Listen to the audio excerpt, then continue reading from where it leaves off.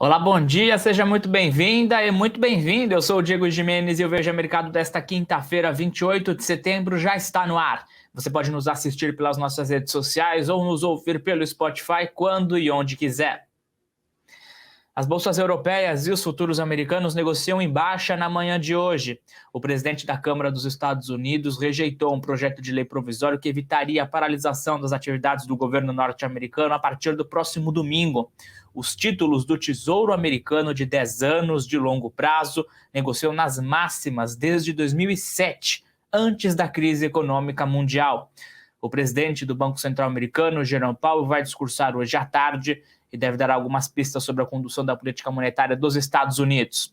O Brasil é influenciado por esse mau humor no mercado internacional e o dólar voltou a fechar acima dos R$ 5 pela primeira vez desde maio. Para conversar comigo sobre esses assuntos, recebo no Veja Mercado de hoje o estrategista-chefe da RB Investimentos, Gustavo Cruz. Gustavo, bom dia, seja muito bem-vindo ao nosso programa. Muito bom dia a todos que estão nos acompanhando também. Gustavo, começo puxando pelo papo internacional. Os títulos de longo prazo do Tesouro Americano de 10 anos estão nas máximas de 16 anos desde 2007. O que explica tanto estresse lá fora e como isso afeta o mercado brasileiro? Perfeito. Eu entendo que o que explica é uma sensação de que a inflação americana ainda está num patamar que desagrada aos dirigentes do Banco Central norte-americano e para combater ela, levar ela de volta para a meta de 2%, eles vão ter que ficar com a taxa de juros em patamares mais elevados, como eles mostraram nas suas projeções na semana passada. Então, eles subiram suas projeções de juros para o ano que vem, para 2025, e com isso o mercado já começou a entender que talvez não venha aquele corte de juros em breve, como estava prevendo, o que faz as máximas, como você mencionou, desde 2007. Como isso impacta aqui o nosso país? Bom, os Estados Unidos eles são a maior economia do mundo, e você investir nos Estados Unidos sempre é considerado um investimento mais seguro. Se você tem a renda fixa americana pagando taxas mais altas, naturalmente você acaba enxugando os recursos de investimentos pelo mundo e levando um pouco mais esse fluxo para os Estados Unidos. Você acaba tendo uma competição maior. Então, o Brasil e outros países emergentes acabam sendo um pouco impactados por isso.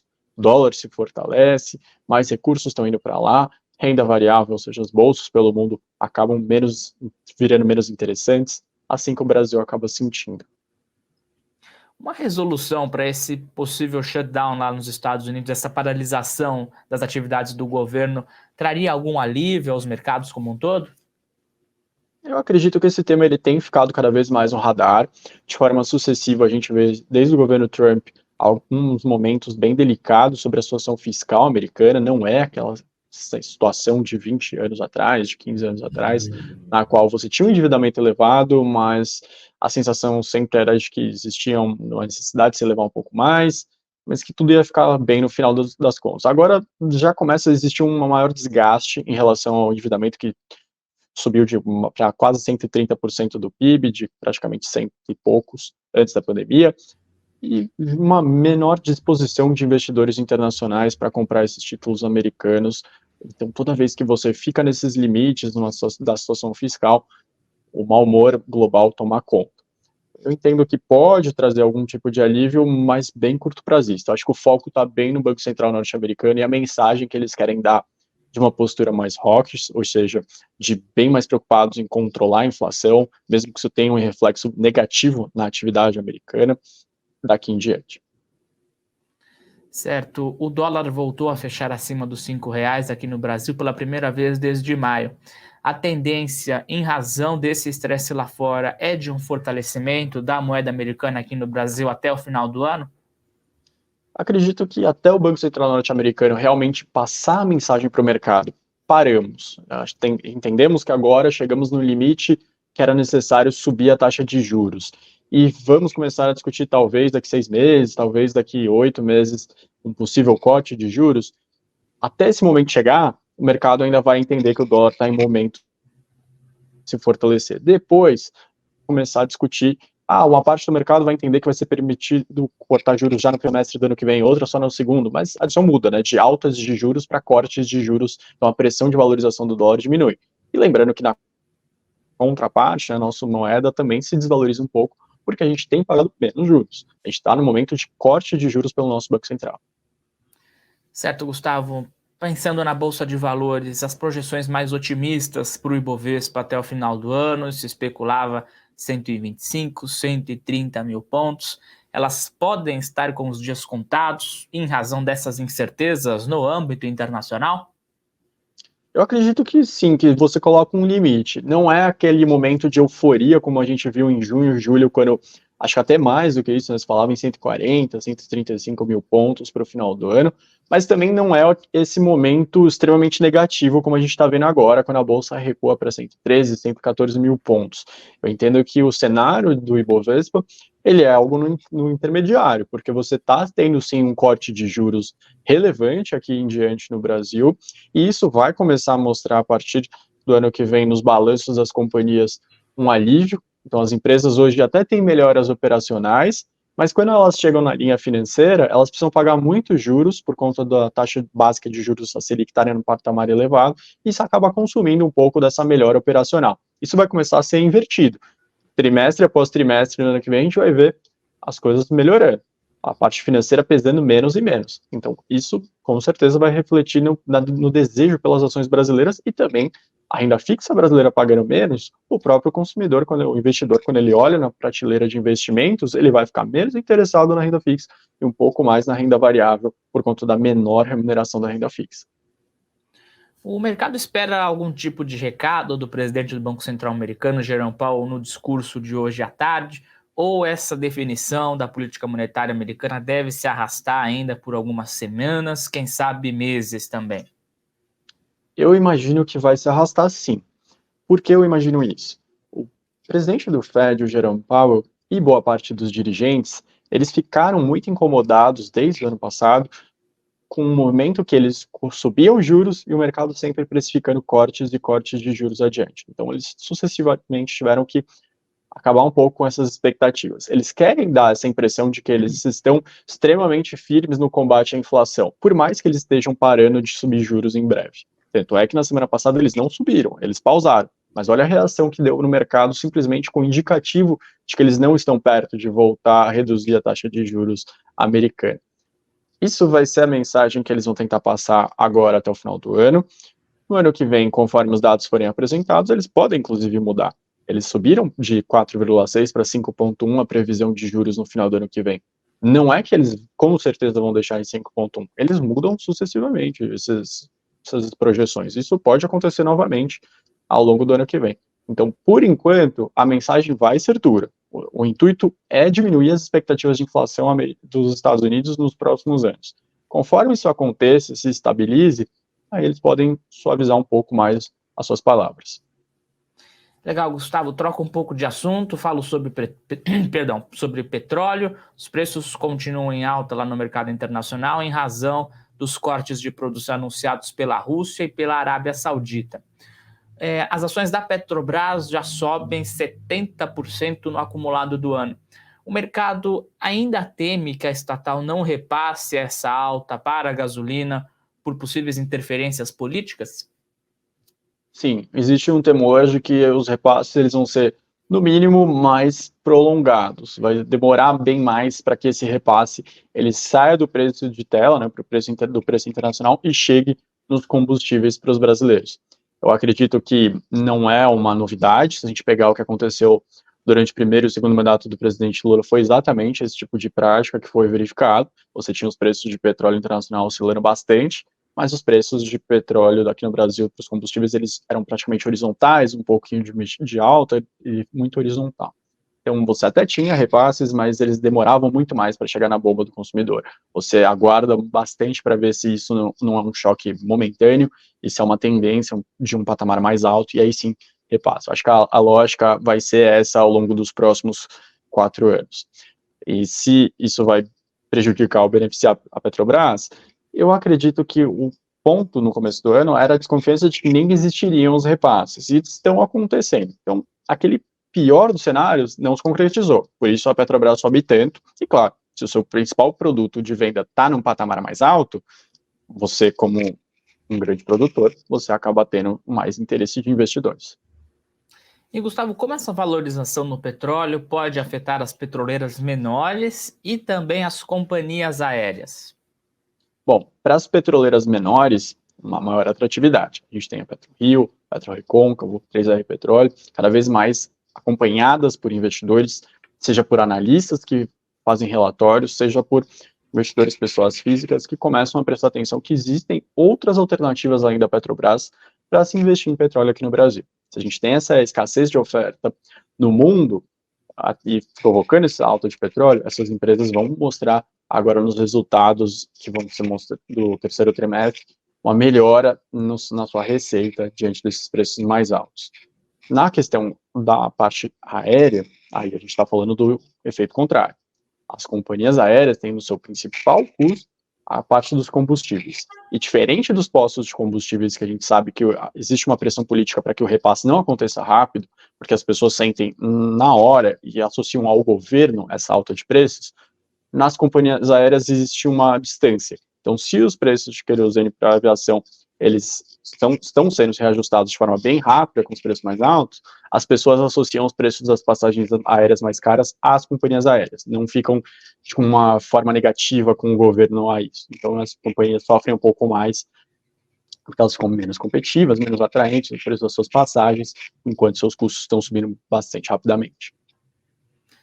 Gustavo, o Brasil começou a cortar as taxas de juros, mas as varejistas continuam ladeira abaixo na Bolsa de Valores.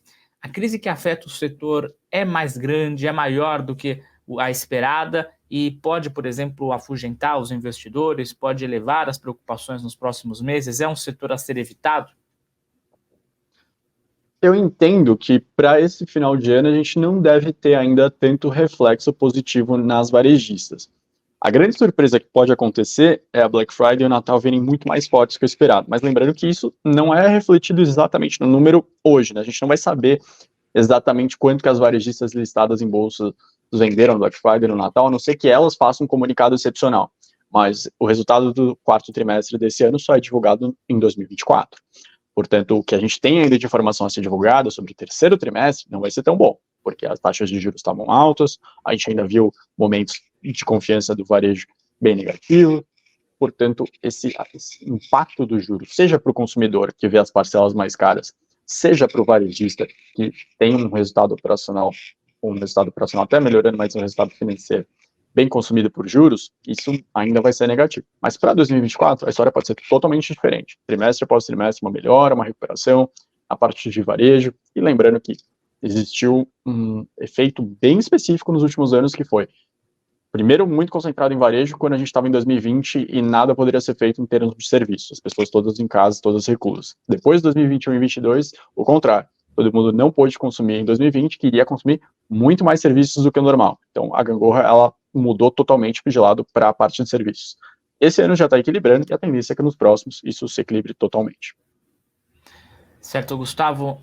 O mercado começa a precificar que os juros podem não cair tanto como esperado em razão do possível descumprimento do governo da meta de déficit zero já no ano que vem? Eu acredito que tem impacto, sim. Como que isso chega na taxa de juros?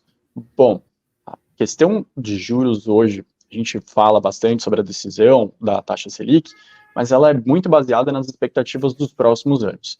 Então, se o governo sinaliza que não vai cumprir a parte fiscal, a meta que ele mesmo colocou há 3 meses atrás, a sensação é que no longo prazo, a parte fiscal do país, que não é equilibrada, ela vai ficar mais negativa, ou seja, o país vai continuar fechando o ano de forma devendo mais do que gastando mais do que arrecada, e isso com um endividamento em um patamar já elevado.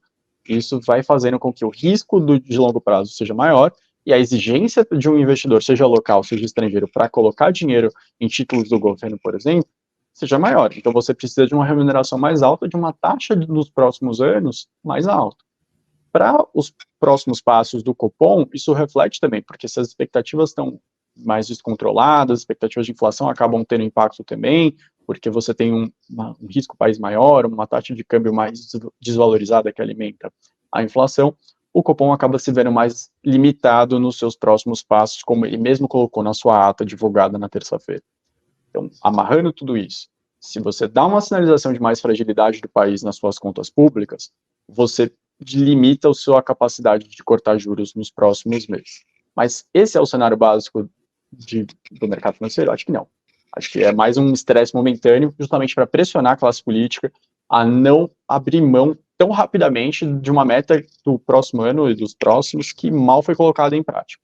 Então, é bem diferente você chegar e falar, eu tenho uma meta para o final do ano que vem de qualquer coisa da sua vida.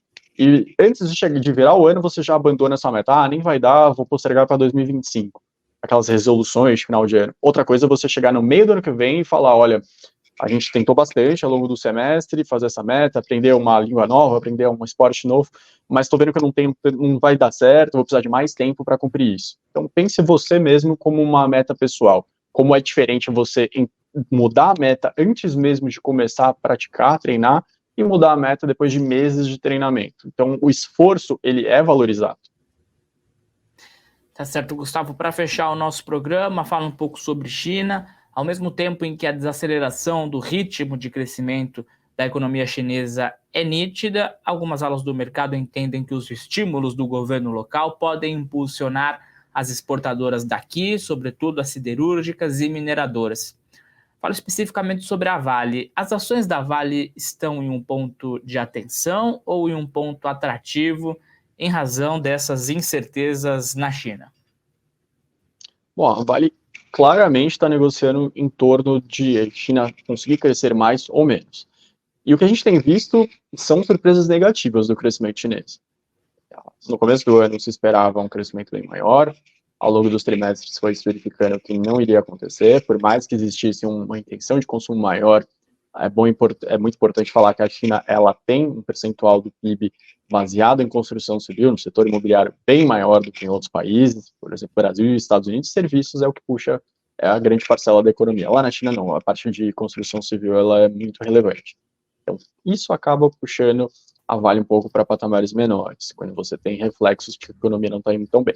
Isso pode mudar? Pode. A gente tem visto uma intenção do governo de dar mais estímulos. Existe uma intenção do governo chinês de não deixar a economia desacelerar de forma muito rápida, a ponto de que a população comece a ficar insatisfeita e entender que o modelo não está funcionando tão bem. Mas, ao mesmo tempo, a gente vê que em nível corporativo, muitas empresas estão com problemas. Então, a gente vê expoentes do setor imobiliário chinês atrasando pagamentos de dívidas, atrasando pagamentos de fornecedores, atrasando entregas de obras. Isso desperta um alerta no governo chinês, que fala para o equivalente governadores, prefeitos, bancarem essa parte financeira e garantirem a entrega de obras para a população chinesa, mas de qualquer forma existe sim esse sentimento de fragilidade, então não é que vai ser um momento fácil para Vale, não é um momento tão direto quanto aqui no Brasil. A gente estava conversando sobre a parte de varejistas, a gente pode até acrescentar a parte de construção civil, que a gente sabe que vai ter um corte de juros e isso vai ser refletido na taxa para cá. Por lá, não. Para Vale e outras mineradoras, a gente não sabe exatamente quanto que vai ser esse estímulo, se vai ser suficiente ou se não vai ser. Então, isso tem que ser algo que você precisa ter em mente se você vai investir na Vale. Tá certo, Gustavo. Muito obrigado pela participação aqui no Veja Mercado. O papo foi bacana e as portas estão sempre abertas. Até uma próxima. Até a próxima. Muito obrigado e um excelente dia para todos. Valeu, até mais. Antes de encerrar o Veja Mercado, vamos às últimas atualizações. É o que será assunto no dia na Bolsa de Valores. As negociações nos Estados Unidos em torno de uma nova lei de gastos que evite a paralisação das atividades do governo local devem ser assunto ao longo dos próximos dias. Além disso, amanhã, sexta-feira, será divulgada a inflação americana. Hoje, na parte da tarde, o presidente do Banco Central americano, Jerome Powell, vai discursar e pode dar algumas pistas sobre a condução da política monetária dos Estados Unidos. Como vemos, muitos fatores externos influenciando, sim, o mercado brasileiro. Por aqui, o IBGE vai divulgar os números de emprego pelo CAGED nesta quinta-feira. Passando brevemente pelos indicadores, o dólar comercial abriu o dia em queda de 0,5%, cotado a R$ 5,03. Já os futuros do índice Bovespa negociam em estabilidade. Ponto final nesta edição do Veja Mercado. Eu quero agradecer sempre a sua companhia, a sua audiência e lembrá-lo que o nosso programa é transmitido de segunda a sexta nas nossas redes sociais, antes da abertura da Bolsa de Valores. Você pode nos ouvir também pelo Spotify, quando e onde quiser. O Veja Mercado é oferecido pela JHSF. Amanhã estou de volta e a gente se encontra aqui. Até lá!